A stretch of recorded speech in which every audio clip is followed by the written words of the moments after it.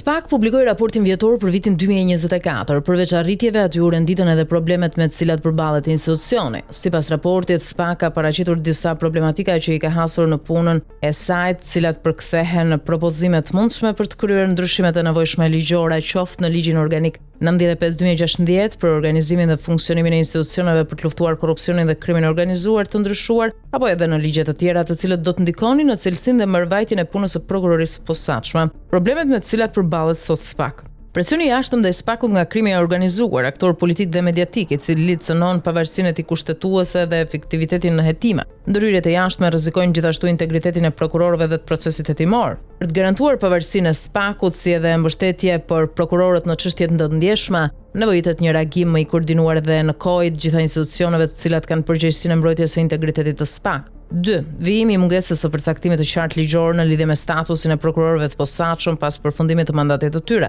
SPAK konstaton se kjo problematik nuk është adresuar ende dhe thekson se mos përcaktimi i qartë i këtij statusi mund të cënojë vijimsinë e ruajtjes së standardeve të larta profesionale të hetimit kërkuara nga publiku, kuvendi, Këshilli i Ministrave dhe institucionet ndërkombëtare. Siç është nënvizuar edhe në raportin vjetor të SPAK për vitin 2023, nga mungesa e një statusi të qartë të prokurorëve të posaçëm, do të cënojë gjithashtu dhe vazhdimësia e hetimeve të rëndësishme të kryera nga SPAK. Vijimi i mos adresimit të akordimit të këshilltarëve ligjor pranë SPAK, cilësojmë në mënyrë të përsëritur se mungesa e këtij standardi i burimi njerëzor vën vështirësi cilësinë e hetimit dhe prapësimeve të SPAK-ut në ndjekjen e çështjeve në të gjitha shkallët e gjykimit dhe në gjykatën kushtetuese.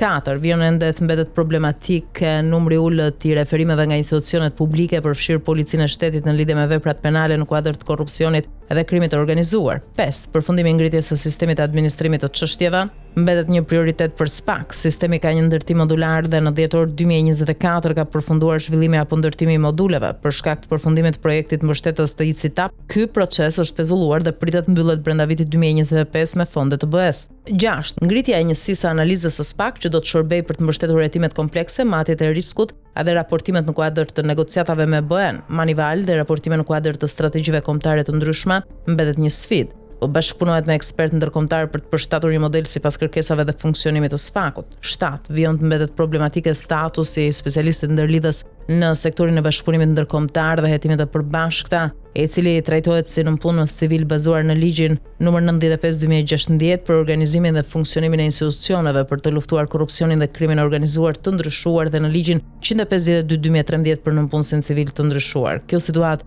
është në kundërshtim me funksionet që duhet kryej specialisti ndërlidhës sipas ligjit, siç është argumentuar në raportin vjetor të SPAK-ut për vitin 2023. 8. Vjen të mbetet e pa adresuar mungesa e kompetencës për shqyrtimin e kërkesave të autoriteteve të huaja lidhur me njohjen dhe ekzekutimin e vendimeve penale të huaja në Shqipëri në ngarkim të shtetasve shqiptar për veprat penale për cilat prokuroria e posaçme kanë kompetencë sipas nenit 75 fraksionat kodit të procedurës penale. Po kështu paraqitja e kërkesave për njohjen dhe ekzekutimet e vendimeve penale të gjykatës së posaçme të shkallës së parë nga një shtet i huaj si dhe realizimi i procedurës së ekstradimit për jashtë të shtetasve shqiptar. 9. Mungesa e kompetencës lëndore e gjykatave të posaçme për shqyrtimin e kërkesave në fazën e ekzekutimit të vendimit penal për subjektet e posaçme sipas parashikimeve të nenit 135.2 të Kushtetutës dhe nenit 75 fraksionat kodit të procedurës penale. Aktualisht këto kërkesa shqyrtohen nga gjykatat e juridiksionit përgjithshëm penal, siç është argumentuar në raportin vjetor të SPAK-ut për vitin 2023. Vazhdon dhe mbetet problematike çështja e mos ekstradimit të shtetasve shqiptar të lokalizuar apo arrestuar në Emiratet e Bashkuara Arabe,